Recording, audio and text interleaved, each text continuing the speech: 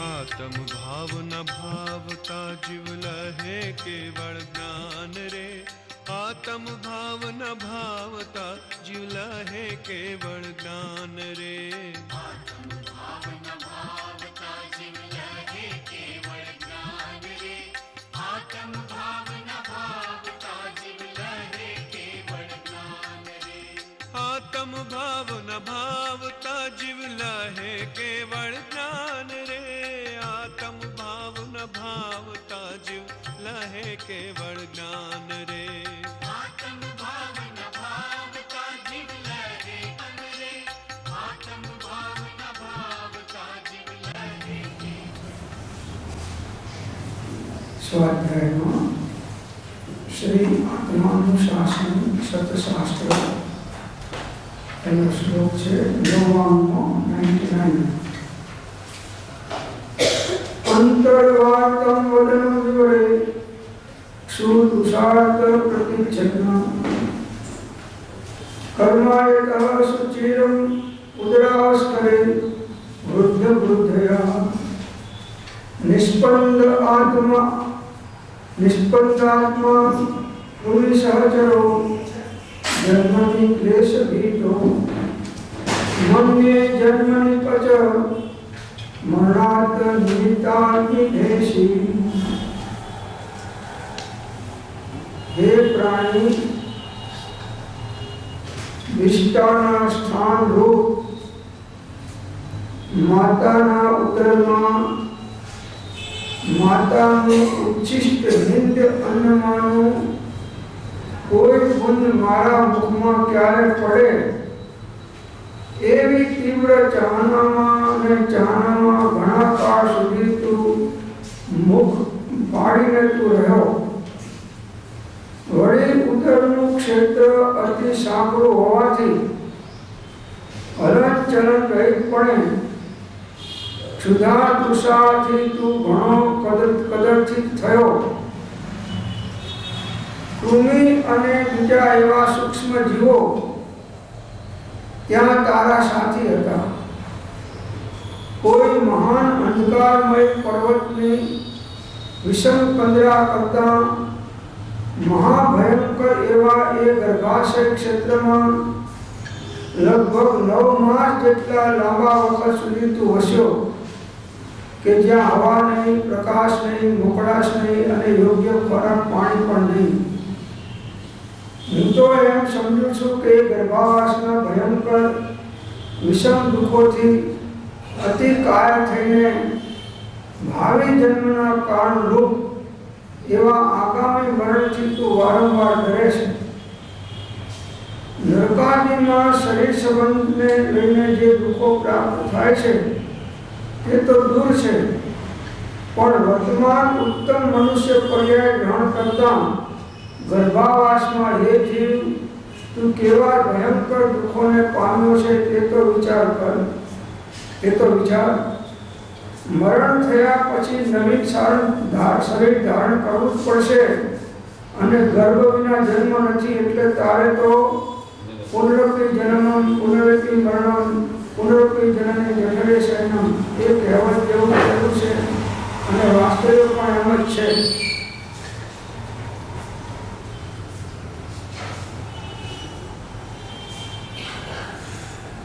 આપણને આચાર્ય ભગવાન બોધ આપે છે। આગલા શ્લોકમાં તો કહી દીધું કે શરીર છે એ સર્વ આપત્તિનું સ્થાન છે। શરીર છે એ જ બધી આપત્તિનું સ્થાન છે। અહીં કહે છે કે હે પ્રાણી નિષ્ઠાના સ્થાનરૂપ માતાના ઉદરમાં માતાનું ઉચ્છિષ્ટ નિંદ્ય અન્નમાંનું કોઈ બુદ્ધ મારા મુખમાં ક્યારે પડે એવી તીવ્ર ચાહનામાં અને ચાહનામાં ઘણા કાળ સુધી મુખ પાડીને તું રહ્યો। આપણા બધાની વાત ચાલે છે 9 મહિના રહ્યા છે કે નહીં માતાના ગર્ભમાં? याद है? भूल गया છે।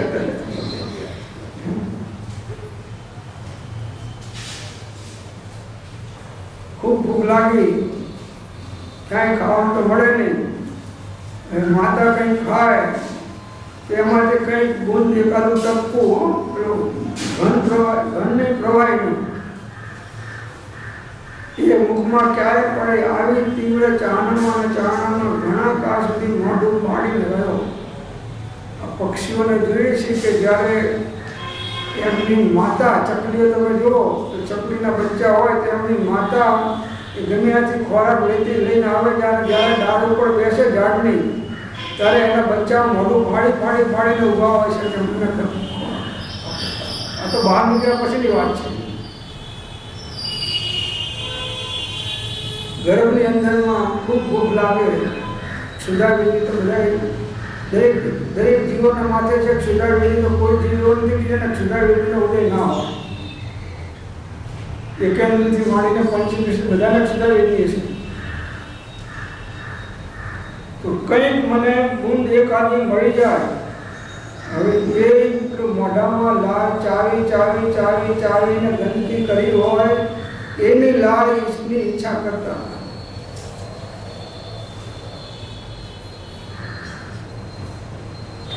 ઊંઘ ન જોવે તૂટી ખાટ અને ભૂખ ન જોવે ટાઢા ભાત.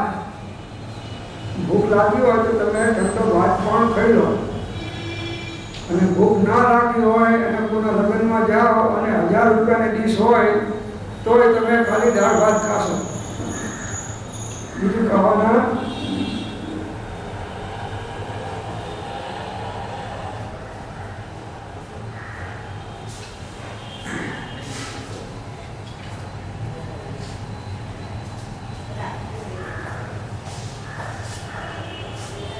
બસ ક્ષુધાવેદનો તીવ્ર ઉદય હોય છે ત્યારે જીવ ભૂખ્યો રહી શકતો નથી અને ખૂબ અંતરમાં વ્યાકુળતાને વિલન કરે છે.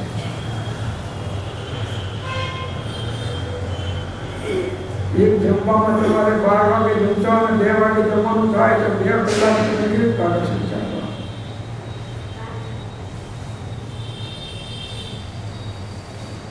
અનાદિકાળથી ખાધું તો ઘણું, હજી અનંતકાળ સુધી જન્મતા રહેશું ત્યાં સુધી ખાશું, છતાંય ભૂખ શાંત થાય એવી નારકી જીવોમાં તો ખાવાની વ્યવસ્થા જ કોઈ નથી. ભૂખ એટલી લાગે છે કે આખી દુનિયાનું અનાજ ખાઈ જાય તો ભૂખ શાંત ના થાય, અને છતાં એક અનાજનો કણનો ખાવા મળતો નથી.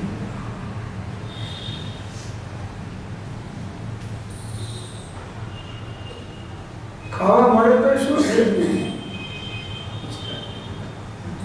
ખાવા મળે તો શું થઈ ગયું? ખાવું પડે છે એ પણ જ્ઞાનીઓ માંડ સમજાય. મન આત્માને સમજાવે છે કે મુનિ હવે થોડું ભોજન કરી લો, પેટ્રોલ મૂક્યું છે, સાધના કરવી છે તો તમારે કંઈક નાખવું પડશે. માંડ જેમ બાળકને સમજાય એની માં ખવડાવે એમ મુનિઓ આહાર કરતા હોય છે. અને આપણે દિવસમાં 5 વાર 6 વાર 7 વાર, કેમ કે ગરમનું ઘાસનું ભૂખનું દુઃખ યાદ છે એટલે એવા ભૂખ્યા ના રહેવાય. એટલે સવારમાં ઉઠીને કાલ આવ્યું ને બેડ ટી, કઈ ટી? બેડ ટી, પછી બેડ નાસ્તો, પછી ઓફિસે જાય તો પછી ત્રીજી બેડ ટી આવે, ઓફિસ ટીકો, બેડ ટીકો, પછી ઇન્ટુ બ્રેકેટ બેડમાં બધું સમજી લેવાનું.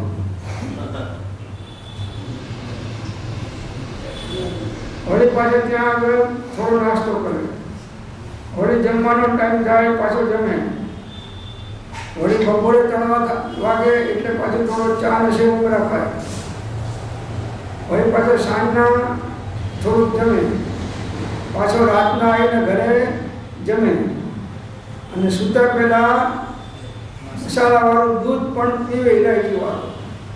મને સાહેબ ડૉક્ટરે કહ્યું છે કે આ તમારા જેવા અનાદિકાળથી અજ્ઞાનીઓનું આ જીવે માન્યું છે, જ્ઞાનીઓનું માનવું નથી. શ્રાવકોને વધારે 2 વાર આહારનું કહ્યું છે. બહુ થાય તો તમે 2 વાર આહાર કરો, વધારે 3 વાર કરો.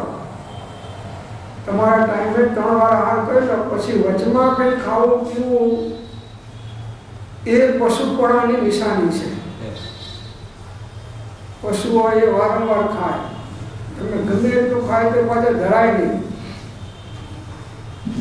વાંદરા હું જોઉં છું કે વાંદરાઓને રોજ કેટલું ખવાતા છે બધા, પણ પાછું કંઈક તમે નાખો એટલે પાછું એ વાંદરો ઉટકા વાળીને ખાવાનો પ્રયત્ન કરવાનો. બકરીઓ તમે જુઓ, બકરીઓ તમે એને ગમે એટલું ખવડાવો પણ પાછું ફરી નાખશો તો ખાવાનું, એને ભૂખ ના લાગે.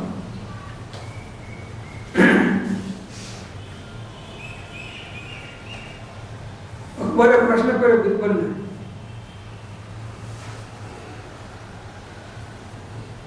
કે આ બકરીઓ કેટલી ભૂખી હોય છે કે એને ગમે એટલું ખવડાવો તો એ પાછું ભૂખ વાંચતી નથી, પાછું નાખો તો ખાય છે.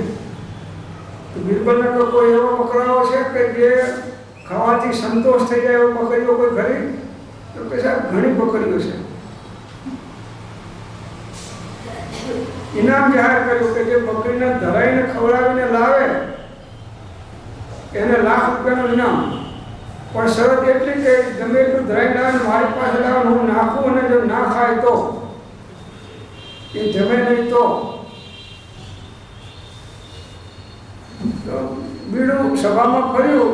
બધા ઘણા ટ્રાય કરો કે ₹1,00,000 મળતા તો શું વાંધો, તો બકરીને સારા કપાસિયા ખવડાવે ને સારા શાકભાજી ખવડાવે, શ્રીખંડ ખવડાવે, બાસુંદી ખવડાવે, ખૂબ ખવડાવે બકરી.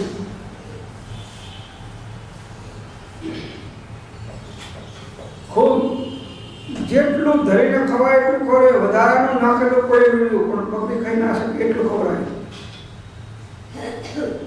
હવે કે બકરી ધરાઈ ગઈ છે, રાજ દરબારમાં લઈ જાય અને રાજા એને સારા ધારો ખોરાક નાખે, પાછું મોઢું નાખે. તમે આને ક્યાં ખબર લાગે? આ તો ભૂખી છે. ₹1,00,000 દંડ ભરો. 3-4 જણા દંડ ભરવા પડ્યા. હવે કોઈ તૈયાર ના થાય કે બકરીને ખવડાવો કેવી રીતે?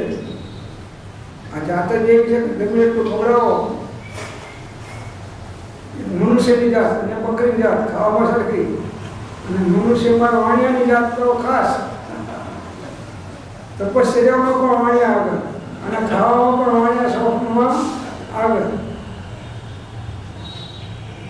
બિરબલને થયું કે આમને આમ તો બધા બિચારા કંઈકના દંડ ભરવા પડે છે,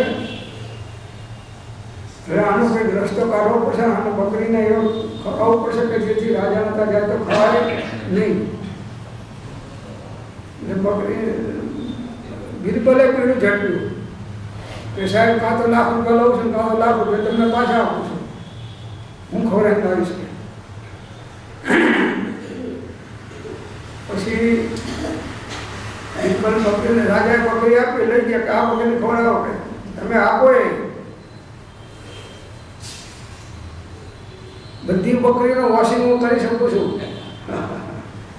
લઈ ગયા બકરી, રાજાએ આપી બકરી, બિરબલ લઈ ગયા અને 3 દિવસ આપવાની હતી, 4થા દિવસે હાજર કરવાનું, 3 દિવસ ખવડાવવાનું. 3 દિવસમાં બિરબલે એને કપાસિયાનો દાણો નાખ્યો નહીં અને ઘાસનું તણપલું નાખ્યું નહીં, અઠ્ઠમ કરાયો. અને ખાવાનું નજીક રાખે ખરો, જ્યાં બકરી મોઢું ખાવા મોઢું નાખે 1 સોટી મારે, બકરીને 1 સોટી મારે. જેટલી વખત બકરી મોઢું નાખે એટલી વખતે સોટી ખાય. એટલે બકરી પણ પંચેન્દ્રિય સમજી ગઈ કે હું મોઢું નાખું છું એટલે ઓટી ખાવી પડે છે, મોઢું નથી નાખતું તો મને કંઈ મારતા નથી. એટલે હવે ભલે ભૂખ ઘણી છે પણ મને મોઢું નાખવું નથી કેમ કે સોટી ખાવી પડે છે, ખાવા તો દેતા નથી. 3 દિવસ સુધી અઠ્ઠમ કરાયો. કોઈ શંખેશ્વર જઈને કરે, કોઈ બિરબલના ઘરમાં જઈને કરે, તો અઠ્ઠમ કર્યો.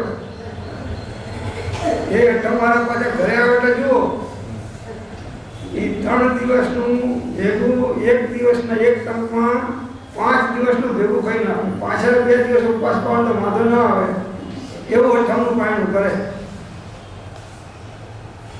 3 દિવસ સુધી બિરબલ એને ટ્રેનિંગ આપી કે જેટલું મોઢું નાખે ખાવામાં એટલી ઓટી ખાય.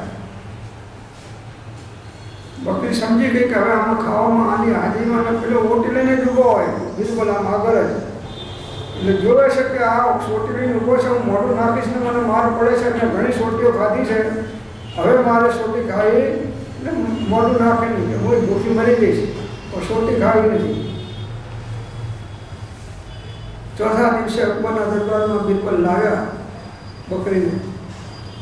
લો નામદાર કે જો આને મેં ખવડાવીને લાવ્યો છું, એટલું બધું ખવડાવ્યું છે, સારામાં સારો ખોરાક એને કોઈ દાડો ના મળે એવો ખોરાક ખવડાવ્યો છે ખોટીઓનો.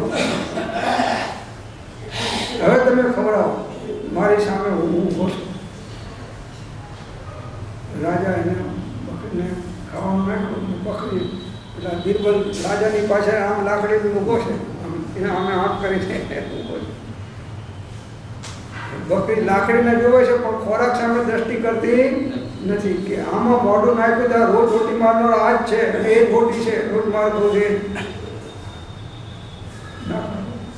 ખૂબ પ્રયત્ન કર્યો, લાડવા નાખ્યા ના ખાતા, કપાસિયા નાખ્યા ના ખાતા,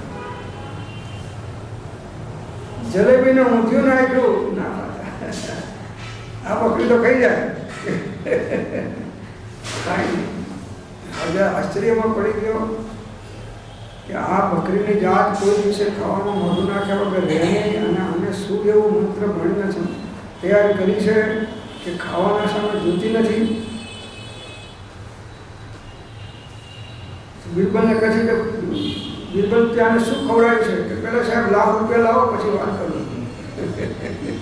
પહેલાં ₹1,00,000 લાવો પછી વાત કરું મેં શું ખવડાવ્યું, કેમ કે આવો ખોરાક એને મળે નહીં એવો ખોરાક ને ખવડાવે છે. ક્યાં લઈ જા ₹1,00,000. શું ખવડાવ્યું કે તો કે આ હું તમારી પાસે સોટી લઈને ઊભો તો આ સોટીઓ જ ખાધી છે 3 દિવસ, જ્યારે મોઢું નાખે ત્યારે સોટી એટલે એને જોયું કે આ સોટીઓ વાગે છે, મોઢું નાખું છું.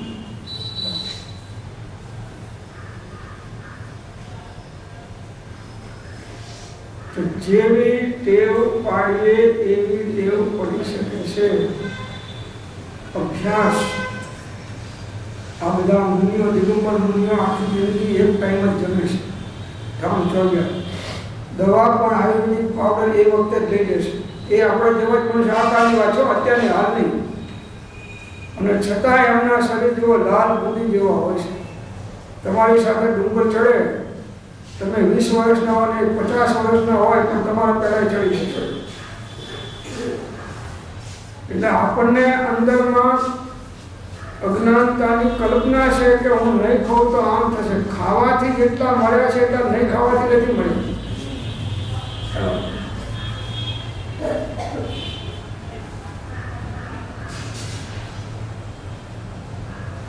આવા ભૂખના દુઃખો સહન કર્યા છે. નરકમાં ગયા તો ખૂબ દુઃખો. દેવગતિમાં એક ભૂખ લાગે ખરી, પણ એમાં અમૃત જરી જાય કંઠમાંથી, એટલે ત્યાં જમવાનું નથી. બાકી દરેક એકેન્દ્રી જુઓ પણ જુઓ, કીડી મકોડા જુઓ, કેટલી આખો દિવસ પક્ષીઓ જુઓ ભૂખ માટે, આખો દિવસ તમે જુઓ કંઈક ને કંઈક ખાવા માટે પ્રયત્ન કરતા હોય.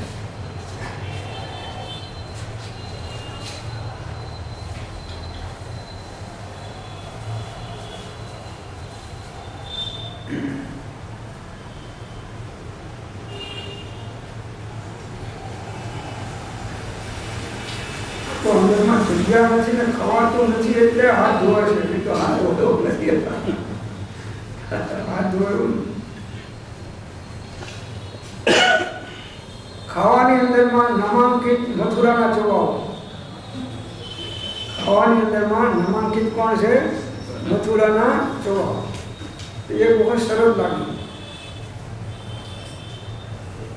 એક શેઠે શરત મૂકી કે બીજે 15 લાડવા ખાઈ જાય એને 15 સોના મળો આપવાની.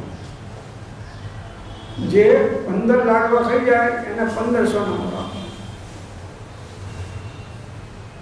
અને ના ખાઈ શકે તો એને 15 ફટકા મારવાના. હવે આમ છોકરાઓ તો 25-25 ની પ્રેક્ટિસ વાળા હતા, 15માં તો કેવો પ્રશ્ન જ આવે. છોકરાઓ અમે બેસાડે 2 જણાને ખવડાવ્યા લાડવા, અંદર ખાઈ ગયા.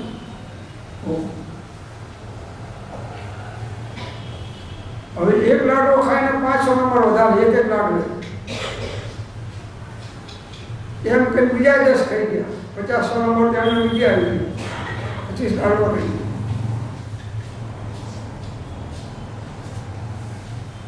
હવે પેટ એટલું ફૂલી ગયું ને મોઢું આમ તે આમ ના થાય એટલે સુધી અહીં સુધી છે ખવાઈ ગયું.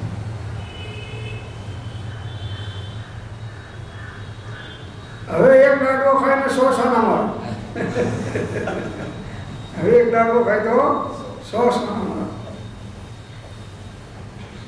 લો આજે અંદરમાં જગ્યા, થોડું પાણી પીને તમે ઘૂંટડો ઉતારીને પછી ખાઓ, વાંધો નહીં. તમને જો પાણી લો, પાણી. અરે કે ભાઈ પાણી પીવાની જગ્યા હોય તો લાડવો જ ના ખાઈએ, પાણી તો ઘર જઈને પીશું, પણ લાડવો પીવા જવા દઈએ, 100 સોનામાં જવા દેવી પડે.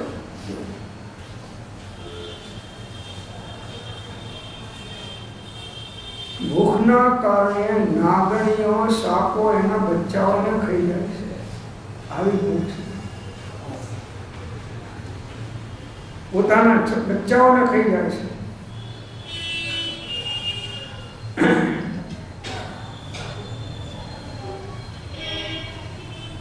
વળી ઉદરનું ક્ષેત્ર અતિ સાંકડું હોવાથી હલન ચલન રહિતપણે ક્ષુધા તૃષાથી તું ઘણો કદરચિત થયો. એ જગ્યામાં માતાના ઉદરમાં હલાય ચલાય નહીં, આટલું બધું અંદરમાં ક્ષેત્ર સાંકડું, અને એમાંય પાછી ક્ષુધા અને તૃષા. જીવ ઘણો દુઃખી થયો, છતાં ઉદય અનુસાર જે મળવાનું મળતું, પણ ભૂખ જેટલું મળે નહીં. કૃમિ અને બીજા એવા સૂક્ષ્મ જીવો ત્યાં તારા સાથી હતા. માતાના ઉદરમાં કોણ સાથી હતું? આ બધી અંદરની જીવાતો જીવો થાય છે બધા, એ બધા જીવો તારા સૂક્ષ્મ જીવો સાથી હતા. કોઈ મહાન અંધકારમય પર્વતની વિષમ કંદરા કરતા મહાભયંકર એવા એક ગર્ભાશય ક્ષેત્રમાં લગભગ 9 માસ જેટલા લાંબા વખત સુધી તું વસ્યો, કે જ્યાં હવા નહીં, પ્રકાશ નહીં, મોકળાશ નહીં અને યોગ્ય ખોરાક પાણી પણ નહીં. આવી જગ્યા. અને અહીં આગળ 6 રૂમનો બંગલો નાનો પડે છે, 6 રૂમનો બંગલો નાનો પડે છે.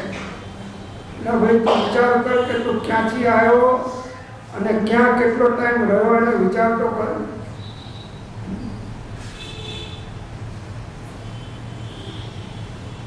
પ્રકાશ નહીં, મોકળાશ નહીં, અંધકારમાં રહેવાનું. સર્વ પ્રકારના દુઃખો ત્યાં છે.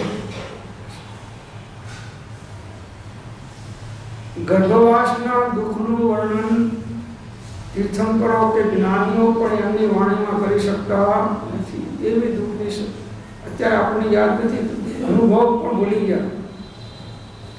અનુભવ વાળી વસ્તુ ભૂલી ગયા.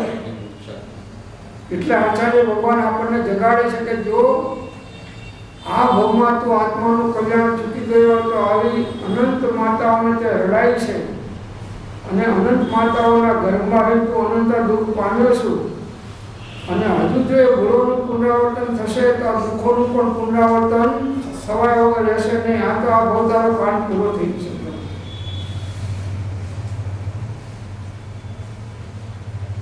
અને સમ્યક દર્શનની પ્રાપ્તિ નહીં હોય ત્યાં સુધી તો આપણે ભ્રમણ તારું ચાલુ જ રહેવાનું છે. એમાં એકાદ 2 ભવ આવા સારા મનુષ્યના દેવના મળતા હોય છે, બાકી તો મોટા ભાગના જીવો અનંત અનંત જીવો વર્તમાનમાં નિબોધમાં છે, ઇન્દ્રિયમાં છે કે અનાદિકાળથી આજ દિન સુધી નીકળ્યા નથી અને એક શ્વાસમાં 18 વાર જન્મે છે અને મરે છે. આવા દુઃખો એ જીવો ભોગવી રહ્યા છે.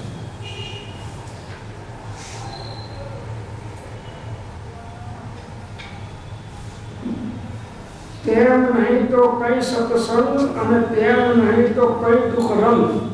જીવના બે ટર્નિંગ પોઈન્ટ છે.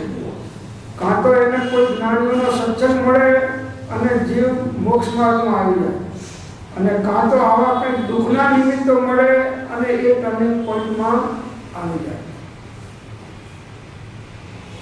આ કાળમાં જ્ઞાનીઓનો યોગ થવો તો બહુ દુર્લભ છે. એટલે દુઃખના યોગ તમને રહ્યા છે ટર્નિંગ પોઈન્ટમાંથી એક જ.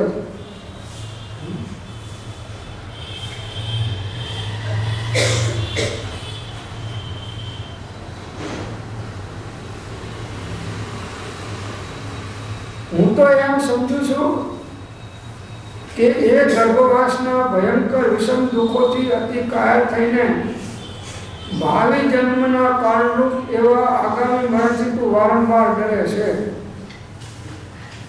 મરણથી ડરે છે, પણ મરણ આવે, જન્મ થાય એવા કારણોનો નાશ કરતો નથી. જન્મ ના થાય તો મરણ ના થાય, જન્મ થાય તો મરણ થવાનું. મરે એ જન્મે ખરો ને ના જન્મે. બધા મરે છે, જન્મતા નથી. પણ જે જન્મે છે એ તો મરવાનો જ છે.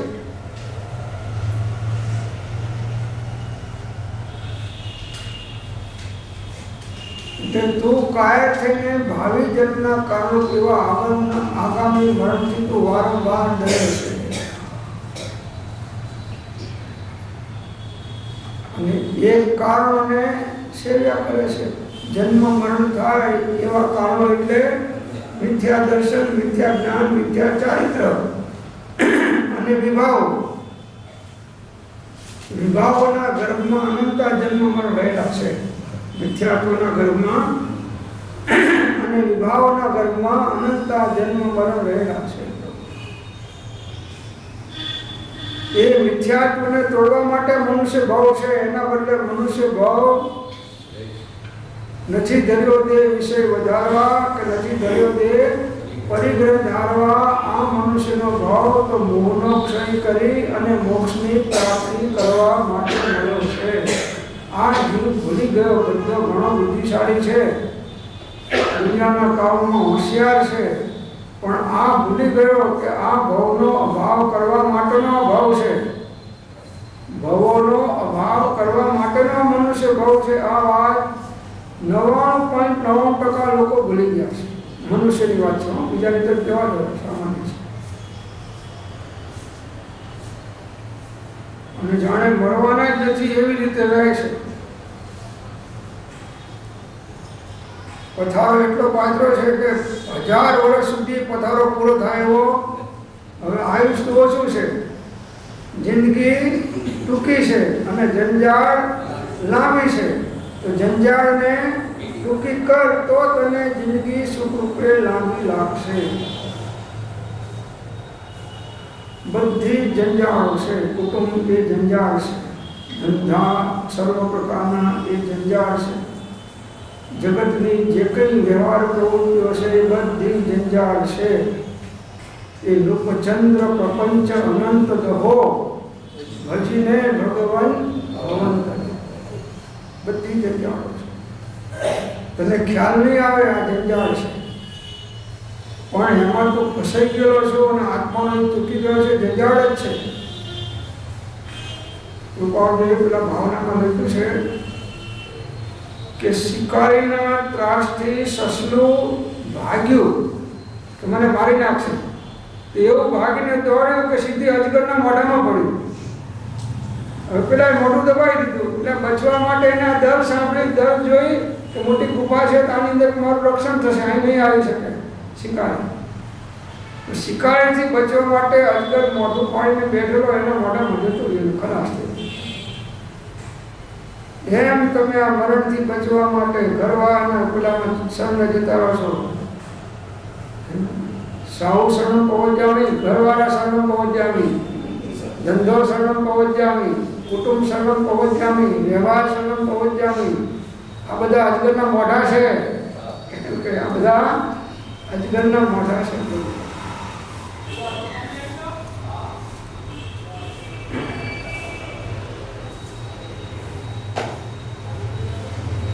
આગળના વિચાર તો કરો, પોતાના કુટુંબના કેટલા હતા, કેવા કેવા કરતા હતા, બધા ગયા.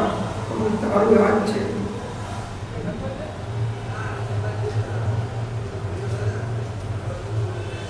એક દિવસ તારું પણ મનુષ્ય ભાવનું અસ્તિત્વ નહીં હોય થોડા સમય પછી, ત્યારે એની કોઈ ચીજ તારી કામ નહીં આવે.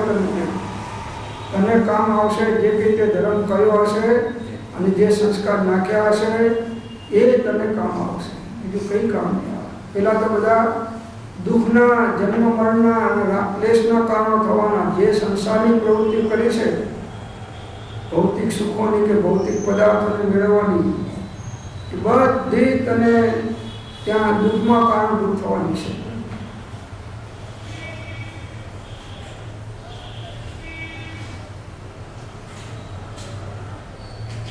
ભાવિ જન્મના કારણરૂપ એવા આગામી મરણથી તું વારંવાર ડરે છે. કાયથી નરકાદીમાં શરીર સંબંધને લઈને જે દુઃખો પ્રાપ્ત થાય છે એ તો દૂર છે, પણ વર્તમાન ઉત્તમ મનુષ્ય પર્યાય ગ્રહણ કરતા ગર્ભાવાસમાં હે જીવ, તું કેવા ભયંકર દુઃખોને પામ્યો છે તે તો વિચાર.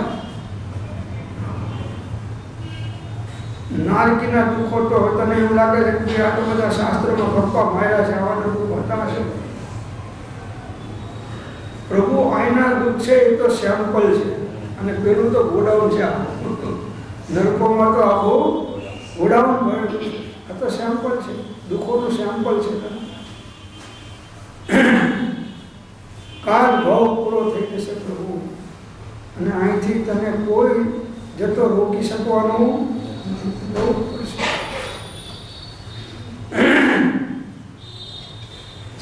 સિકંદર બાદશાહનું પિક્ચર ખેંચ અંદરમાં.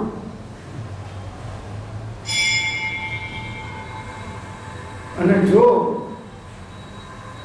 મારા મરણ વખતે બધી હથિયાર લશ્કર લાવજો, આગળ રહે મૃતદેહ પાછળ સર્વને દોડાવજો. જે બાહુબલથી મેળવ્યું એ ભોગવી પણ ના શક્યો, અબજોની મિલકત આપતા પણ એ સિકંદર ના બચ્યો. મારા બધા વૈદો, હકીમો અને ડોક્ટરોને, એમડીઓને અને એમએસ વાળાને બોલાવજો. મારા બધા વૈદો, હકીમોને અહીં બોલાવજો, અને મારો જનાજો એ વૈદોના કોઈ વૈદ્ય જનાજો કોઈનો ઉપાડ્યો દર્દીનો અત્યાર સુધી.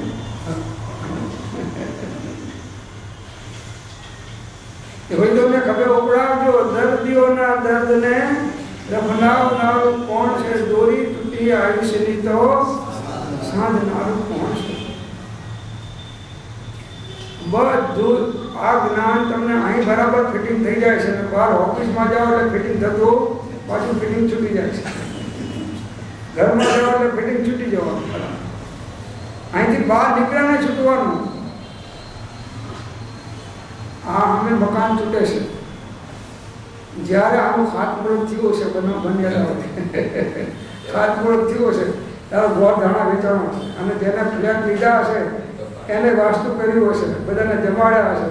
હવે જો તમારા સામે આ પેલા બુલડોઝર વાગે છે અને તૂટી ગયું છે. આ તમારું આ સ્થિતિ છે, બધાની આ સ્થિતિ છે.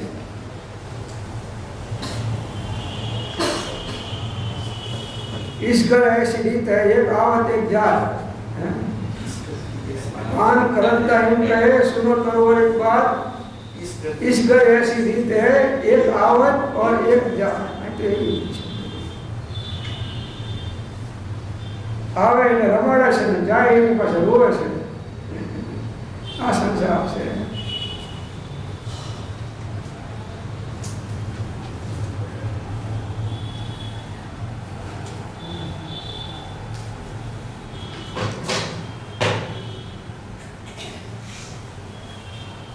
મરણ થયા પછી નવીન શરીર ધારણ કરવું જ પડશે. અને ગર્ભ વિના જન્મ નથી. એટલે તારે તો પુનરપી જનનમ પુનરપી મરણમ પુનરપી જનની જઠરે શયનમ. મરણ થયા પછી નવું શરીર તો ધારણ કરવું પડશે કે નહીં કરવું પડે? કે સિદ્ધલોકમાં જવાનું? આ કાળમાં આ ક્ષેત્રમાંથી તો કોઈ છે નહીં, ડાયરેક્ટ સીધા સિદ્ધલોક પર જતો રહે. દેહ તો ધારણ કરવો પડશે કે નહીં? દેહ મનુષ્યનો મળશે તો ગર્ભમાં રહેવું પડશે કે નહીં? ના ગર્ભના દુઃખોનું વર્ણન છે એ ભોગવવું પડશે કે નહીં? બસ અનાદિકાળથી જન્મ્યો ને મળ્યો, પાછો જન્મ્યો ને પાછો મળ્યો, અનંતવાર જન્મ મરણ થયા છે. એટલે દુઃખોથી ટેવાઈ ગયો. હવે દુઃખરૂપ થઈ ગયો, ટેવાઈ ગયો.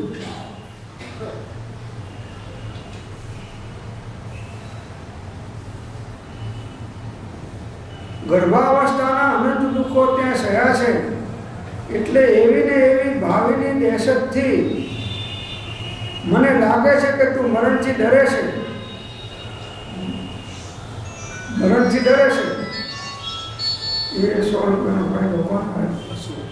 200નો કોનો વાયદો ભાઈ? કોનો વાયદો? 200 રૂપિયા ભરી દીધો જીવદયાના ઓફિસમાં. આપણે નિયમ કર્યો છો. બીજાને 200 ભરવા હોય તો ચાલુ રાખજો. ના કરો ચેક તો સારું છે. અમારું તો જીવદયામાં બિચારે ગાયને ફાયદો થશે. 200 રૂપિયા નહીં ને ત્યાં આગળ કોબામાં 100 રૂપિયા રાખ્યો છે. કોબામાં કાલે બી બોર્ડ વાંચ્યું કરવું છે કે જેનો મોબાઈલ નંબરમાં વાગશે ને 100 રૂપિયા દે. પણ કોબા તો નાનું સેન્ટર છે, આપણું તો મોટું સેન્ટર છે. આપણે 200.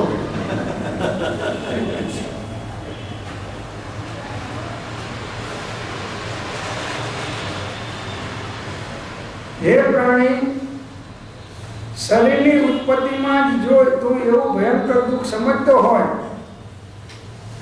તો હવે જેથી એવું દુઃખ ન થાય એવો ઉપાય શીઘ્ર કર. ફરીને જન્મનું મળવું ના પડે એવો ઉપાય કર. એ ઉપાય તો સમ્યક દર્શન જ્ઞાન ચારિત્રની આરાધના છે. એ સિવાય બીજી કોઈ પણ પ્રવૃત્તિથી જન્મ જરા મરણના દુઃખો ટળી શકે એમ છે.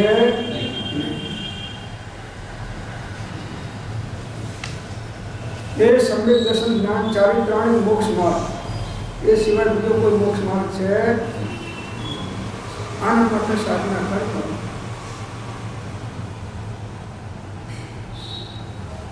હે જીવ, આજ સુધી સર્વ પર્યાયમાં તે તારા ઘાત અર્થે બધી પ્રવૃત્તિઓ કરી. કૃપાળે એક શબ્દમાં કહ્યું કે પોતે પોતાનો વેરી. આ તે કેવી ખરી વાત! પોતાનો વેરી કોણ? પોતે જ છે. આ અનંત જન્મ મરણ કરાવનાર કોણ છે? પોતે જ છે. અને અનંત જન્મના દુઃખો સહન કરનાર કોણ છે? પોતે જ છે. પોતે જ પોતાનો વેરી છે. આત્માનું હિત કરે એનો વેરી. તો આત્માનો હિત બીજા તો કોઈ કરી શકે નથી. કોણે કર્યું? તો આત્માનો હિત પોતે જ કર્યું છે. માટે પોતે પોતાનો વેરી. હવે 100મો શ્લોક આવે છે, એના જ અનુસંધાનમાં છે કે પોતે પોતાનો ભાન કેવી રીતે કર્યો એનું દ્રષ્ટાંત છે. અજા કૃપાણીય મનુષ્ઠિતમ ત્વયા વિકલ્પ મુગ્ધેન ભવાદિત પુરા યદત્ર કિંચિત સુખ રૂપમાપ્યતે તદાર્ય વિદ્યંધક વર્તકીયકમ. હે ભોળા પ્રાણી,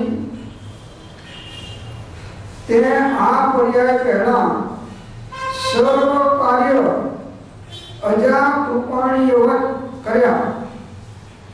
કોઈ મનુષ્ય બકરીને મારવા માટે છરી ઈચ્છતો હતો, પણ બકરીએ પોતાની ખરીથી પોતાના નીચે લટાયેલી છરી કાઢી આપી. જેથી તે છરીથી તે મૂર્ખ બકરીનું મરણ થયું, તેમ જે કાર્યોથી તારો ઘાત થાય, ગુણ થાય, તે જ કાર્ય તે કર્યું. ખરેખર તું એક ઉપાધિના વિવેકથી રહિત મૂર્ખ છે.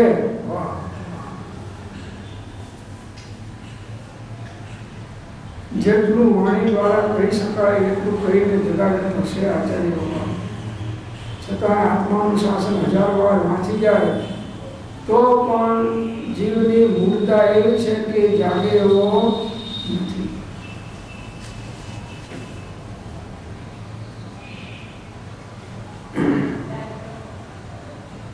કોઈ કસાઈ બકરીને મારવા ઈચ્છતો તો ઝાડ નીચે બકરી બાંધેલી, હવે એને છરો તેની પાસે હતો નહીં એટલે છરા વગર તો બકરી મરે નહીં. એ છરાની શોધમાં નીકળ્યો, ઘરેથી લઈ આવું. હવે છે ઘરનો ધક્કો 5 કિલોમીટર ખાવો પડશે. બેઠો બેઠો વિચાર કરે છે, એમાં બકરી જ્યાં બાંધી હતી ત્યાં આગળ ખરીથી એના પગથી ખોદ્યું અને એમાંથી છરી બહાર કાઢી. પેલા કસાઈની દ્રષ્ટિ પડી છરી, ઓ અટાણી પડી. પોતાની ખરીથી કાઢેલી છરીથી જ પોતાનું મરણ થયું. આપણી વાત છે.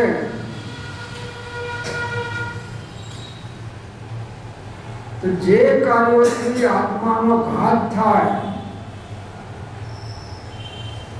એવી તત્વની શ્રદ્ધાની વિપરીતતા, તત્વજ્ઞાનની વિપરીતતા અને કુચારિત્રનું સેવન, આનાથી આપણો વિશેષ ઘાત થાય છે.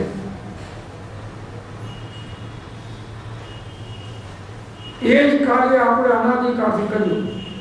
ધર્મમાં આવ્યા, ત્યાગ કર્યો, તપ કર્યો, બધી ભક્તિ કરી, કેટલાય શાસ્ત્રો વાંચ્યા, કેટલાય ગુરુ કર્યા, ગુરુ બન્યા, ભગવાને બન્યા, બધી ઘણું કર્યું, પણ છતાં એ અને ઉપાદેયનો વિચાર જે યથાર્થ થવો જોઈએ આ જીવે કર્યો નથી.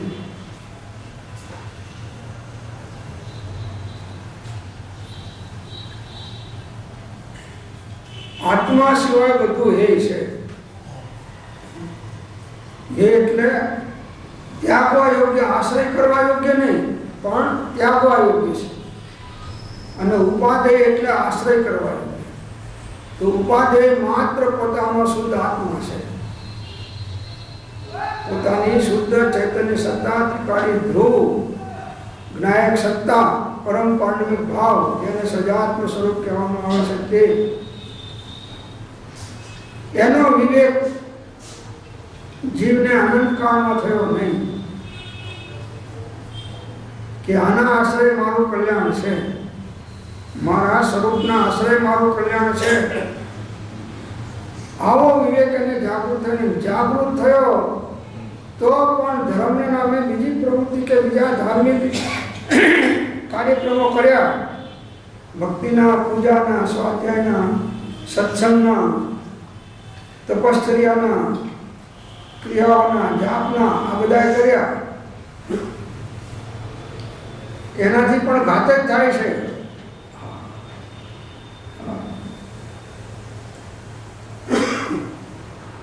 સોનાની છરીથી મારો તો તમને સારું કે લોખંડની છરી મારો તો સારું છે. બે અડકું છે મારવા વાળી, બે છરીઓ છે સોનાની.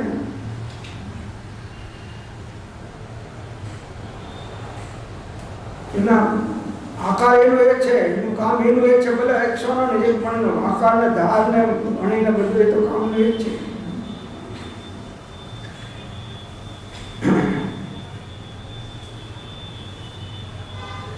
पारस मणि के संग से कंचन भई तलवार, तुलसी तीनों ना गए धार मार और आकार.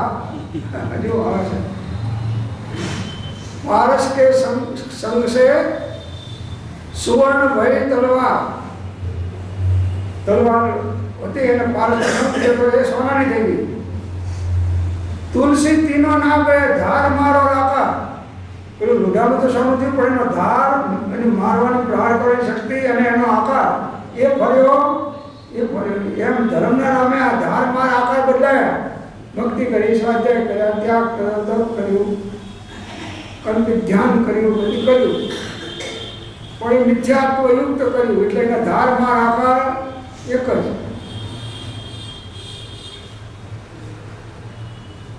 ભક્તિ પણ હે છે, સ્વાધ્યાય પણ હે છે, સત્સંગ પણ હે છે, દેવ ગુરુ ધર્મ પણ હે છે, અને ઉપાધે એક માત્ર મારો આત્મા છે. આ વિવેક જે આવવો જોઈએ ના, એટલે એનું વજન આખું આત્માના આશ્રયના બદલે પરના આશ્રય ધર્મ થાય એના પ્રત્યે રહ્યું. નિશ્ચય મોક્ષ માર્ગ તો સ્વના આશ્રય ચાલે છે. વ્યવહાર મોક્ષ માર્ગ બાહ્ય નિમિત્તોના આધીન છે. ઠીક છે, એ બેનો સમન્વય જે સાપેક્ષપણે સાધે છે એ આત્માનું કલ્યાણ કરી જાય છે. બેનો સમન્વય સાપેક્ષપણે સાધે એ પોતાના આત્માનું કલ્યાણ કરી જાય. તમે એટલું કરો કે તમે મારા ગુરુ છો ને હવે તમને જ મેં અર્પણ કર્યો છે, તમે મન ધન બધું, હવે તમે સાહેબ એવો વાસ્કેપ નાખો, મારું કામ થઈ જાય. ને પેલા નાખનારા નાખે છે, જાઓ હવે તમારે કઈ અમે બેઠા છીએ, તમે ચિંતા છોડી દો. શાની ચિંતા છોડી દો? મોક્ષે જવાની ચિંતા છોડી દો, મોક્ષે જવાની. અમે તમારો કોઈ વાસ્કેપ નાખો કે કેવો તમારો સંસાર કાયમ ટકી રહે એવો વાસ્કેપ નાખો.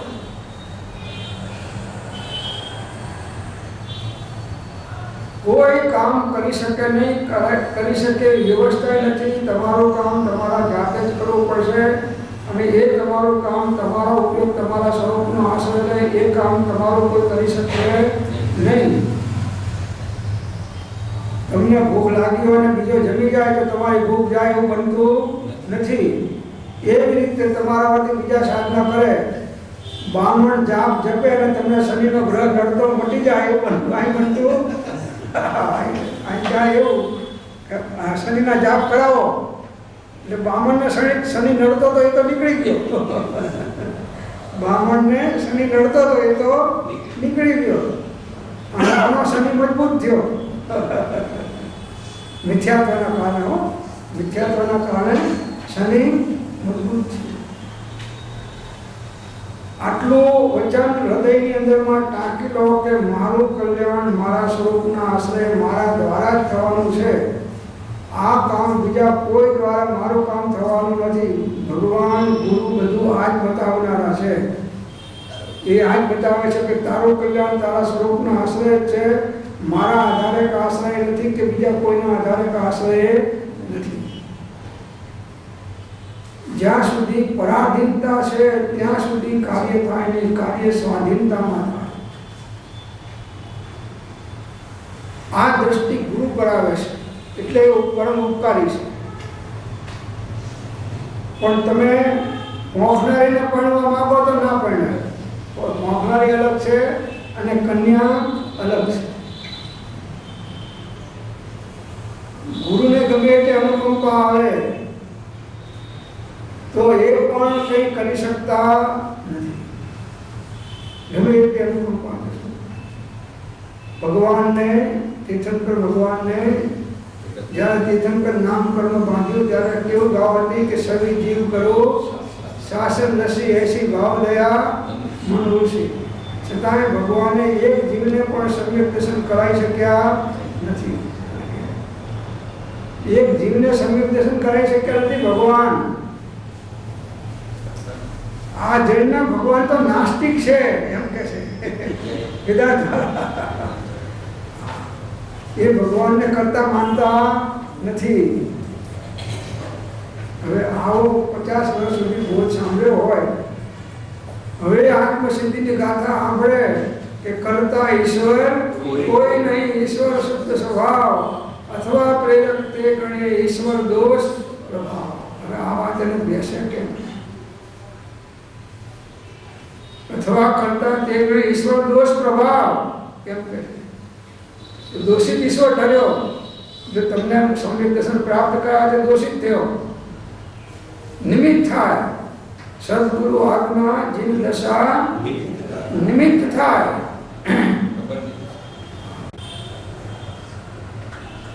निमित्त ने उपादेय तरीके मानવું એ મિથ્યાત્વ છે। નિમિત્ત ને ઉપાદેય તરીકે માનવું, નિમિત્ત ઉપાદેય નથી એટલે દેવગુરુ ઉપાદેય નથી। ઉપાદેય તો પોતાનો શુદ્ધ આત્મા છે। આ સંસારમાં જે કંઈ કિંચિત સુખરૂપ ભાસતા વિષયાદિના સેવન છે તેને તું અંધપ્રવર્તકીયકમ જાણ। અર્થાત જેમ કોઈ આંધળો માણસ તાળી દેતા બટોરાને પકડે એ ન બનવા જેવું આશ્ચર્ય છે, તેમ એ વિષયાદિ સેવન માત્ર ક્ષણિક છે, ચપળ છે। પોતાની જ ખરી વડે પોતાનો જ ઘાત કરવા ઈચ્છતા મનુષ્યને પોતે જ પોતાના નીચે દટાયેલી છરી કાઢીને ધરતી એ જેમ બકરાને માટે સ્વઘાત કાર્ય છે। છરી કાઢીને ધરીને બકરીએ મનુષ્યને એ પોતાનો જ ઘાત થયો, તેમ આ મનુષ્ય પર્યાયમાં તને જે કંઈ વિષય આદિ સેવનથી સુખ જેવું ભાષે છે અને તેથી તું એમ માની રહ્યો છે કે આ સુખ અવસ્થા મારી આમ સદાય બની રહેશે, એમ સમજી તું નિશ્ચિત થઈ રહ્યો છે। પણ એ ભરોસે નિશ્ચિત રહેવું તને યોગ્ય નથી। કેમ કે આ કંઈ કાયમ સુખ રહેવાનું નથી, મનુષ્ય કાયમ રહેવાનું નથી, આ કુટુંબ કાયમ રહેવાનું નથી, કોઈ ચીજ જે સંયોગમાં છે એ કાયમ રહેવાની નથી।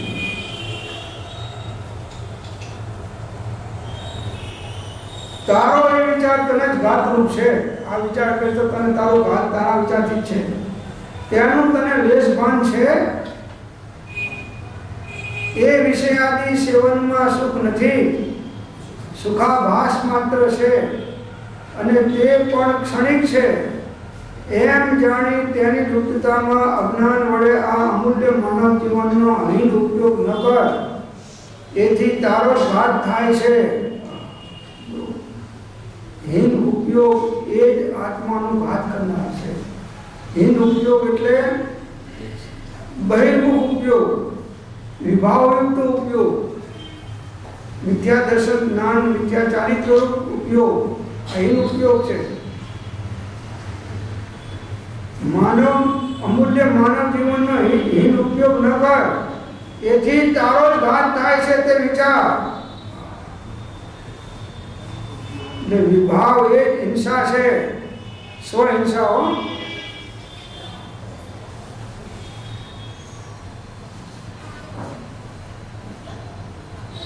તે વિચાર પોતાના ઉપયોગને પોતે જ મલિન કરી પોતાના જ શુદ્ધ જ્ઞાન દર્શન સુખ આદિ ભાવ પ્રાણનો નાશ કરી આનંદ માણો। એ પહેલા બકરા જેવું સ્વઘાતક કાર્ય નહીં તો બીજું શું છે? એ જ કાર્ય છે। આપણને બકરાની દયા આવી, પણ આપણને આપણી દયા આવતી કેમ કે આપણને ખ્યાલ જ નથી કે હું આ બકરા જેવું કામ કરી રહ્યો છું। કેટલું દ્રષ્ટાંત આપ્યું છે મજબૂત।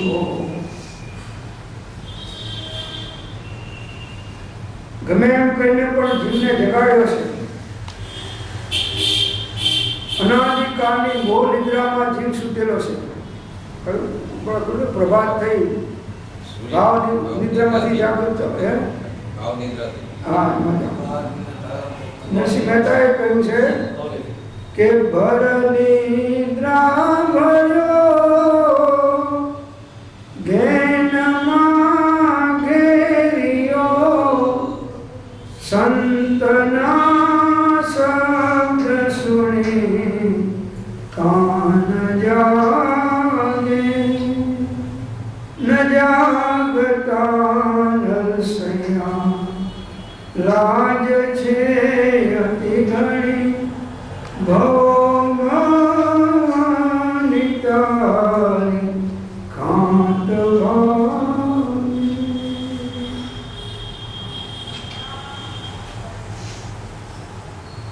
મોની નિદ્રામાં સૂતો છે. એટલે મોહાધીન પાણી વર્તી રહ્યો છે. ખાઓ પીઓ નાચો. ઉપર જે સત્સંગના પાઠમાં ચોઈસમાં મૂક્યું છે કે જ્યાં રંગ રાગ ગુલતાન સેવાતા હોય એ નક્કી માનજો કે તમારો શત્રુ છે, મિત્ર નથી. હશે ને કુસંગ છે, સત્સંગ નથી. પણ બહુ સરસ વાત કીધી છે એમને.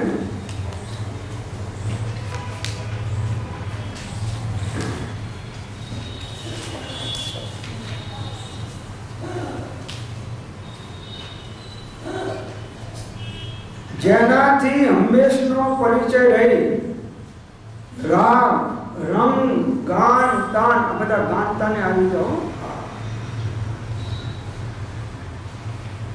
અને સ્વાદિષ્ટ ભોજન સેવાતા હોય. બધે આશ્રમમાં આ ચાલે છે. આ મોટા ભાગે ના ચાલતો હોય તો ધન્યવાદ. જેનાથી હંમેશનો પરિચય રહી રાગ રંગ ગાન તાન અને સ્વાદિષ્ટ ભોજન સેવાતા હોય, તે તમને ગમે તેવો પ્રિય હોય તો પણ નિશ્ચય માનજો કે તે સત્સંગ નથી પણ કુસંગ છે. કુસંગ છે.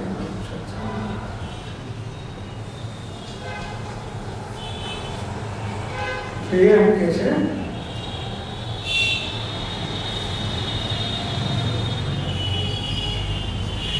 અનાદિકાળથી જીવ આમ જ કરતો ચાલ્યો આવે છે. આ અનાદિકાળથી આ ભૂલોની પરંપરાઓ આ જીવે કરી છે. ઉપયોગની મલિનતા એ જ મરણ, અને સમયે સમયે મૂર્ખ જીવ પોતાના નિર્મળ ઉપયોગને આમ હેઠો કરી ખુશી થાય છે. કૃપાળુના શબ્દમાં કહે તો ક્ષણ ક્ષણ ભયંકર ભાવ મરણે કાં અહો. આ ઉપયોગની મલિનતા એ ભાવ મરણ છે. એ તો સમયે સમયે થાય છે. અજ્ઞાનીને સમયે સમયે આ મરણ હોય છે. ઉપયોગની મલિનતા એ જ મરણ, અને સમયે સમયે મૂર્ખ જીવ પોતાના નિર્મળ ઉપયોગને આમ હેઠો કરીને ખુશી થાય છે. વિષયોમાં, કષાયોમાં, આરંભમાં, પરિગ્રહમાં, લૌકિક કાર્યોમાં, વ્યવહારોમાં હેઠો કરીને ખુશી થાય છે કે ના મારી ફરજ બજાવી છે. દીકરીને હોય મેં એને સારું કરિયાણું આપ્યું, બધા કેટલું ચોરી કરી ભેગું કર્યું તો કેટલું આમ કર્યું, પણ એને સારા ઘરે વરાય. મારી ફરજ પૂરી થઈ ગઈ. શેની? મોક્ષે જવાની. મારી ફરજ પૂરી થઈ ગઈ.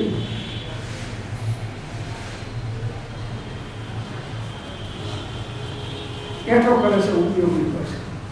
જેટલો ઉપયોગ બહિર્મુખ થાય છે તે એઠો થાય છે. આવા નિરંતર થઈ રહેલા ભાવ મરણને પાછો પોતાનું જીવન માને છે.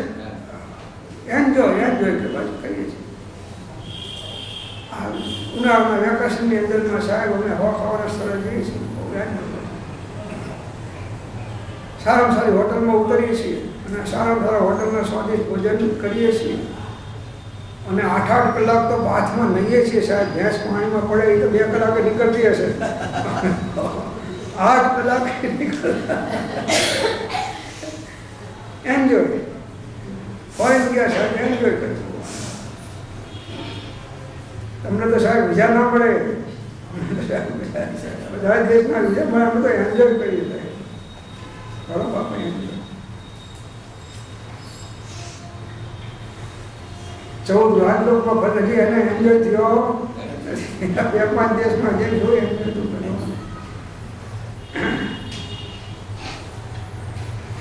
આવા નિરંતર થઈ રહેલા ભાવ મરણને પાછો પોતાનું જીવન માને છે, આનંદ માને છે. બીજા કરતા હું વધારે સુખી છું, આનંદ માને છે. એ એક ભયંકર ઘેરછા નહીં તો બીજું શું? મિથ્યાત્વ નહીં તો બીજું શું? ઘેરછા એટલે મિથ્યાત્વ. એ એક ભયંકર ઘેરછા છે. હું સુખી છું અને આમના થકી સુખી છું. આ પદાર્થ છે એના કારણે સુખી, કુટુંબના કારણે સુખી, દેહના કારણે સુખી, દુનિયાના પદાર્થોના કારણે સુખી. આ ભયંકર ઘેરછા છે, મૂર્ખાની છે. એ ભૂકાની છોડો તો કામ થશે પ્રભુ. તો આ પ્રમાણે આ કથાની અંદર સમાપ્ત થાય છે. ઓમ શાંતિ.